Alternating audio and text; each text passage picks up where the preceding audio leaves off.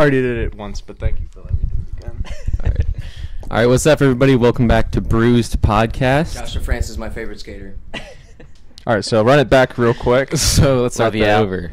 What's up, everybody? Welcome to Bruised Podcast. I'm your host, Soup, with my co-host, Louie. Today we're joined by Josh DeFrance. Thanks for having me, for guys. Josh, everybody. Yeah. Stoked to be here. Thank you. Sweet. It's great to have you. Yeah, it is good to have you. How you been? Good, man. Really How good? about you guys? Doing pretty good. Hanging out. Yeah, episode 9 this is Nice. for the podcast. Hell yeah. You made it the top 10. Congrats. Top 10. Yeah. Yeah, that's I it. feel honored. Thank you. That means if we ever make it big, you get a very small percentage of whatever, you know. Does it mean that? No. Okay. Y'all know me nothing, man. Happy to be here. Yeah.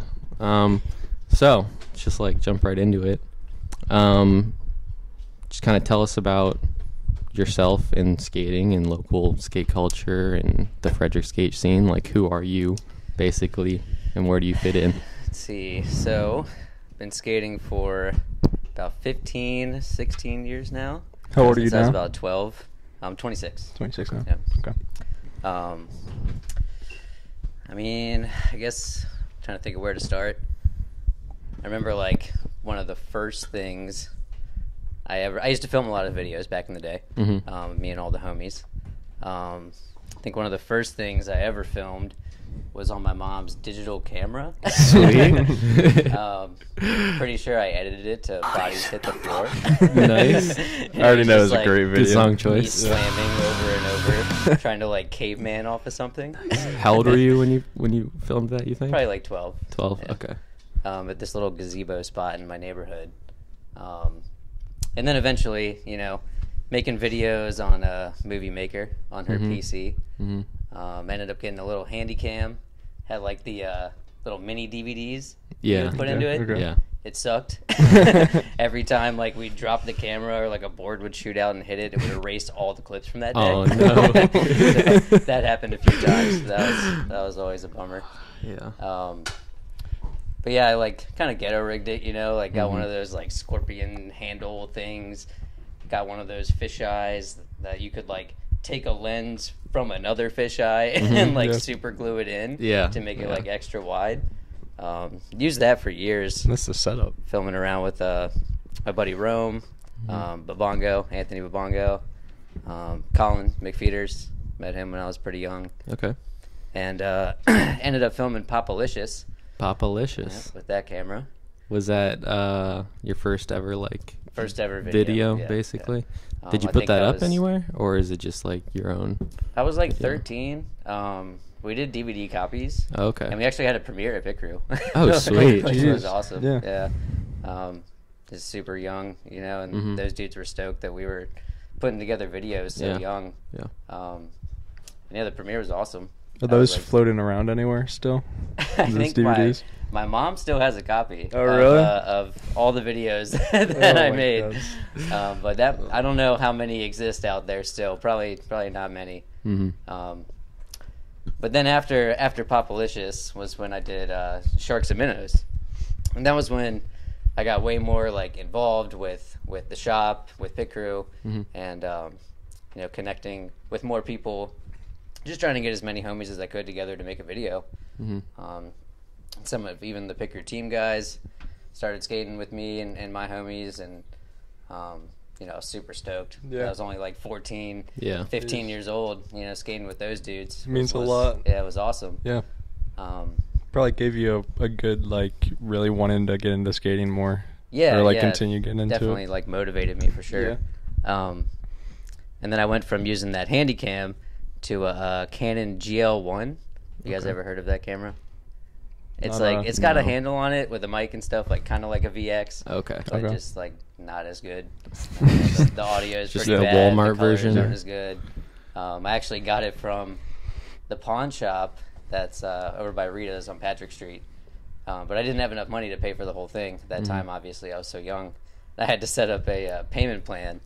Like with the pawn shop, I think my mom like signed off on it, and she would drop me off there like once a week to pay like $40 Oh or my something, God. you know, or once every couple It's a weeks to pay this dedication. camera off. Didn't know you could even do that. at I a didn't pawn either. shop. Yeah. Yeah. What the hell? Yeah, I didn't know either at the time, but I was stoked. and yeah, I got like just a fisheye for that. Kind of did the same thing, like glued in, you know, another lens and like tried to make it wider. Yeah. I got some super glue like on the inner lens, Oh and my you could like gosh. see it in like every clip. There was like a fuzzy spot. It adds character to the clips for sure. Yeah, definitely. Yeah, I mean, I used some crappy cameras like when I first started skating. Like, I used to film a lot of videos on like, it was a GoPro, so it was like okay for the time, but it was one of the early models, so the audio on it was just garbage. Like, you couldn't hear anything. It sounded like you were underwater. Yeah. But I mean, I just used The what I had. GL1 was so. just like so scratchy. Like it was just like, especially with skating, you know, like I didn't use like filmer wheels, like big soft wheels or anything. You know, I just rode my normal board. So there's two boards like just rolling on asphalt with this super loud, like scratchy sound, you know. But it worked, you know, for the time being. I was super stoked to just have like a camera with a handle that like looked like a VX. I didn't even know like what a VX was. I was just trying to like figure everything out and like get to that setup eventually. You're just like, I just need to document this. Yeah, right like now. I'd watch all these videos where they're using a VX1000 with an MK1 lens, but I didn't know what any of that was. I was just trying to like, you know, get there. But yeah, so Sharks and Minnows was really cool. Had a bunch of people involved. It was way too long. It was like almost 2 hours long. Oh my god! One video, 2 hours long. Yeah. Oh my god! It was, How much? It was crazy. Like, how long did you film to put that video together for it to be 2 hours? Was it like over Probably a year? Probably like 2 or 3 at least. 2 or 3 I'd say. years? Yeah. Wow. Oh my Popalicious was gosh. when I was like 12 or 13. Sharks and Minnows was like 14, 15 because I couldn't drive yet. Uh-huh. So, you know, my homies would just pick me up. There was this crew called the Cami Kids. So, you know, Thomas Gumphrey. Yeah. My friend like Eric Engelberg, Nick Furlow, Eric Benline, they would go out and make videos, and I watched their videos and, you know, was trying to do the same thing, and then they started filming with me, and Yeah. you know, that was super cool. And they would come pick me up. I think Eric actually picked me up from school a couple times, like, and just got me out of school so we could go film skate tricks. Are you a lot younger than those guys, or are they? I thought you they're were kind of. like in their early 30s, like very okay. early 30s, so only a few years. Yeah. But yeah, that was awesome that they would do that for me and come pick me up and then, you know, go skate Yeah, around. that's cool. Did you film basically every time you skated back then? Yeah, I always had my camera. Yeah, no matter what. Always. Yeah, Gotcha. Okay. definitely. Interesting. And then, so we did a premiere for Sharks and Minnows too, which was awesome. You know, a lot more people because there was so many people involved. One of the guys that was filming for Pit Crew, Danny Ringaneri, actually sent me a bunch of clips for Sharks and Minnows, just because, you know, he was stoked that a kid that young was making a full length. Yeah. So that was super cool. But like I said, the video was so long because there was all this footage compiled together. But yeah, then after that, I started going to the Career Tech Center for TV multimedia, which was awesome. Shout out Mr. Frank. That dude was the best. He hooked me up with, you know, like the softwares I needed, like Final Cut and all that. I ended up getting a VX, but not the 1000. It was a 2100, which was like kind of the newer model that I now to this day like know isn't as good as the 1000, like color wise and audio and all that. But that was what I used for a long time, and that's what I filmed Getting Raw with. Kind of the same people involved, just not as many. I feel like as Sharks and Minnows, I did more like shared parts instead of like everyone having it like a full part. Yeah. Just kind of cut it down so it wasn't like super long. I got you. But, So after Sharks and Minnows, what was your third video? Getting Raw. Getting Raw. Yeah. Okay. And then did you have a fourth after that, or was like after the third one, was that kind of your last one that you put together? That was the last video that I like was out really like filming all the time. Part of why I was able to do that was because through the Career Tech Center doing like work study, I was able to get Tim and Mal at Pit Crew to sign on this paper for me to do like filming skating as my work study. Oh, like, okay. Oh, kinda man. through That's the sick. shop. So Yeah. I would go to the Career Tech Center and then go to school and then get to leave a little bit early to go just film my skate around. homies. Oh, it was awesome. So all of your videos were made when you were pretty young, like in your teens and whatnot? Yeah, I finished my last video when I was like 18, 19. Okay. Gotcha. But yeah, I would have to write a paper every week for like to turn into school for my work study, and I'd be like, oh, me and this guy went to this spot and filmed this trick. Like, we just like write that down, and it was enough for them. Like that was cool. That's sweet. So, oh my gosh! Yeah, that was super living the rad that I dream. was able to do that. So finished getting raw up, and you know, like I said, kind of the same people that were in Sharks and Minnows, and then graduated. Got my own spot. Well, lived with some roommates at this one house. Called it the Castle. Nice. Tight. And that was when I started doing like Frederick's Filthiest. And at that point, I had a VX1000 with an MK1. I was able to get the setup that I always wanted. You know, like finally figured it out. Yeah. And So what is Frederick's Filthiest exactly? it was just the last video that. Oh, I okay, filmed. gotcha, Yeah. gotcha. But yeah, you know, kind of the same crew, you know, just all the same homies, but just with a different camera. And then I was using the VX1000 at that point. I think Alex had a couple tricks in it. And yeah, I mean, that was probably my favorite video that I made, just because of like the soundtrack and the way I edited it. It took me a lot longer to make. I feel like it was probably longer than just those 2 years, because I had it like finished for so long on my computer and just kept like tweaking it and just doing different things to it before I finally just put it out. You had to perfect it.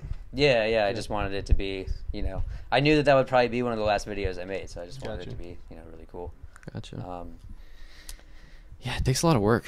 Yeah, Make those videos. Yeah, definitely. I mean, I'll like pick a song and edit someone's footage to it, and then you just sit there and play it so many times that you just get so tired of hearing that song. Yep. Even though with fresh eyes it probably looks awesome, but after so many times like You're, like, going dying through and editing inside. it, you're like, I gotta change this. I gotta. That's what happens with me when I edit these podcasts. I'm just so over it after I've watched it like 30 times. Yeah. I'm just like, I don't even want to release it at this point. Just, Yeah, pretty much. But Yeah. I love filming, but and editing's cool, but it definitely takes it out of you. I would be up for hours, you know, like super late just Yeah. editing. Mhm. So how come you don't do as much filming nowadays? Well, after Frederick's Filthiest, I started skating with Eddie Gutierrez, who's doing the Beltway series now. We just ran into each other at this spot. It's called The Wall in Rockville, just this long black angle iron ledge. okay. I think I was with my buddy Spencer, maybe a couple other people, and we just ran into them, and we were just skating it together. And Is that still a spot? I've heard like a couple of people mention that I spot. don't know if it's still there. There was like a section of it that was left for a while, but I mean, Would I they don't. just I think demolish it and get rid of it? they got rid of the one that everyone skated. They tore the whole thing out like 2 years ago. It's gone. Oh, Oh, that's bummer. unfortunate. It's a good spot. But yeah, so I started skating with Eddie and all those dudes, and at that point I'd kind of put the camera down and was just trying to skate more. Yeah. And Eddie was down to film me, and we would go out and just kind of film each other with his camera. And at that time he was working on Keep Vision, so I had a part in that, which was awesome. Oh, nice. How many other people were already involved with like that Beltway crew before you started filming with Eddie? Nobody from Frederick, really. Oh, okay. But then I started bringing homies along with me, you know, to go skate with Eddie and those guys. Like, I know Colin had a full part in Keep Vision, super good part. Colin's always been super good. And yeah, so I kind of started just bringing Frederick homies along to skate with them, and then that's kind of how the guys in Montgomery County and the homies here that I always skated with, you know, my whole life, that's how we all kind of got connected. Gotcha. And now the Beltway crew definitely has, you know, homies from Frederick and Montgomery County, which Yeah, is, for which sure. is cool. Jeez, you're like the piece that brought it all together. Yeah, I guess you could say that. Yeah. Yeah, they probably Sheesh. would have ended up skating together eventually anyways, but it's cool Yeah. that I kind of helped make it Play a happen. part in it and Yeah. see what it is now. Yeah, definitely. Jeez. Are you and Eddie or just the Beltway crew like working on anything as of right now? Like I know you guys put out that Beltway Embark video 3 months ago. Yeah, I mean Eddie's but... always filming, all the time. Unfortunately, I don't get out with those dudes as much these days. They usually go out on weekends. I'm always working, but here and there I'll try to meet up with them on a weekday or whatever. But he's always out there. Those guys are always killing it. We're in a big group chat. He always sends the clips from that day or whatever. It's always super impressive. All those dudes are ripping right now for sure. Where do you guys skate around the most when you're filming, or is it just wherever? Mostly DC. Figure as much, yeah. Sometimes we'll go to Baltimore. Those dudes will make trips out to Philly and stuff like that. Yeah. Kind of in between, like the last video I filmed, and I guess it was during Keep Vision, and then like before Eddie did yoga, which was his video after Keep Vision.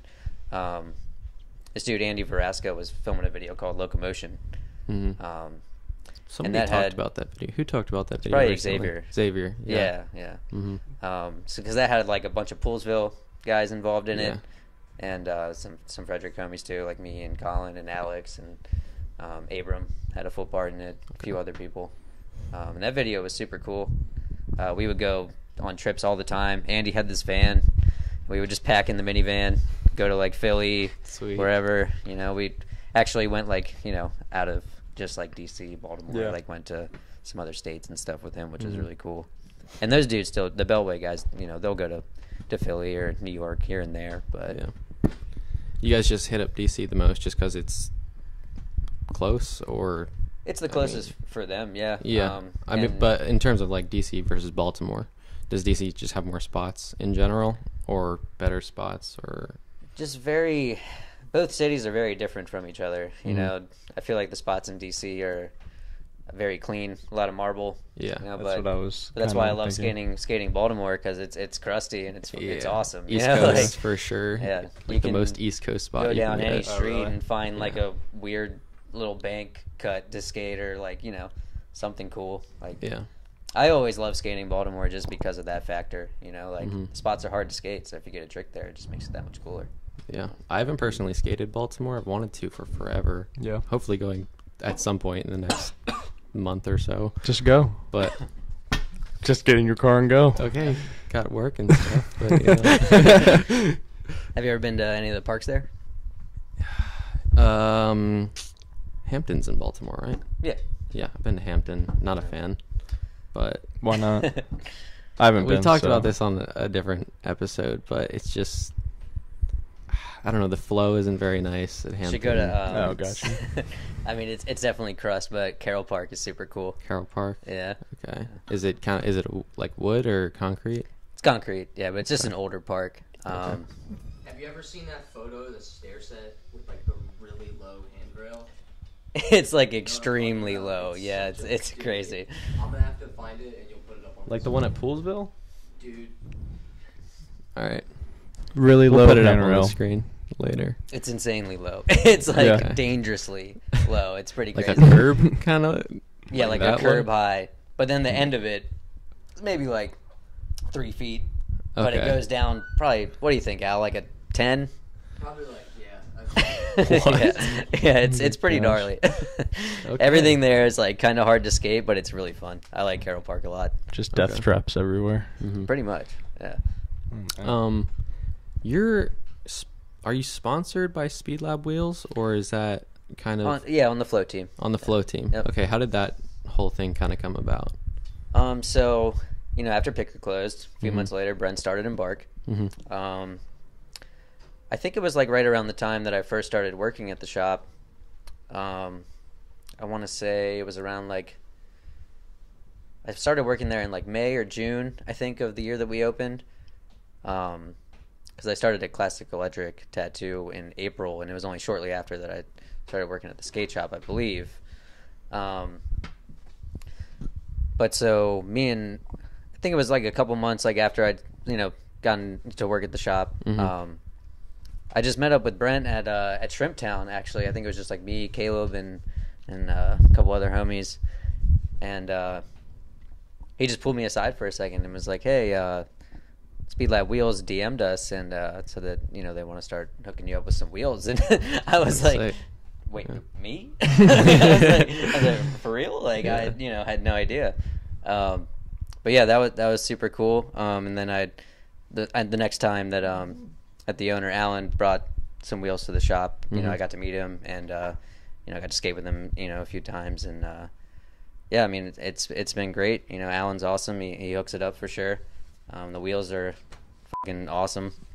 Sick.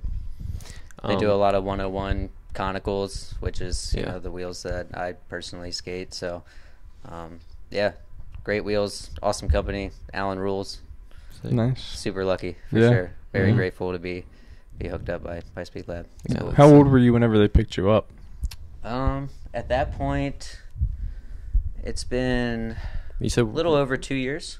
Yeah, right. When the shop opened, you said, right? So a little over 2 years. I always forget how long it's been since Embark's been open. Like since I wasn't around at that 3 time. years. Yeah, something like that, right? Yeah, I think it's been like almost 2.5-ish years that Alan's been flowing me wheels through the shop. Gotcha. Had you like gone for or hoped to be on have any other sponsors before that, or was that the first thing that kind of just came out of nowhere and you were just like, oh, cool? My one homie Matt, he did Scramble skateboards for a while. It was a board company based out of Baltimore. Okay. And I kind of was just helping him get some boards in Pit Crew. They were already carrying them for a while, but he put out this series, and I met up with his friend Pat, and he gave me some boards and some like T-shirts and stuff to take to Pit Crew. And then I gave it to the shop, and then he started like helping me out with the board here and there every time we'd get some more product in the shop. And I put out a part. I forget what year it was. I want to say it was like 2016 or 17. I put out like a little Scramble part that Eddie filmed. So that was my I guess first hookup. And he was helping me out, which was super cool. And then he stopped doing Scramble, and I think he's tattooing now, which is rad. He does super cool tattoos. I don't know if he's still doing it, but I think that's that's what he's doing now for the most part. But yeah, and then that was the only thing other than Speed Lab and just skating for Embark. Yeah. And me and Alex were doing the Skate Saturday thing at Pit Crew, which is super cool. And Tim and Mal always hooked it up. Yeah, those things were sick. I kind of missed that. Can't relate. I wasn't there. I mean, yeah. I hear it was a great time though. I kind of wish Embark had something similar to that. I know it's hard with this spot, right on Market Street there, but yeah, it'd be super cool, to do something like that again if we could find somewhere to do it. Yeah. But yeah, the whole Scramble thing was going on when me and Alex were doing Skate Saturdays, around that time. Gotcha. Okay. Jeez. Okay. Yeah. Well, awesome. Anybody you want to shout out? Anything else you want to talk about? I mean, shout out to Brent, for making Embark happen, man. Without Embark, Yeah. who knows where we would all be right now, not having a local shop, would suck. It's definitely awesome that he was able to keep it going. Not Zoomies. Never. Be driving to Baltimore or DC to get a board, which would suck. Yeah, shout out BP. Yeah, Brent's killing it. Man. Shout out Alan, for helping me out with wheels. He's the man. Working at Classic has been great. Classic Electric Tattoo. Mm-hmm. Yeah. If you guys ever want to get a tattoo, stop by Classic. Shout out, plug. I might just get a skateboarder across my forehead. That would be a good look, actually. Yeah. I'm done. Yeah. First I'll do it tattoo. if you do it. Okay. You'll do it? Not right now. Okay, well, let's maybe someday. All right. Sweet. All right. Thanks for coming on. Yeah, dude. of course. Thanks for having me, guys. Great time. It was a good time. Anything else? Josh DeFrance is my favorite skater.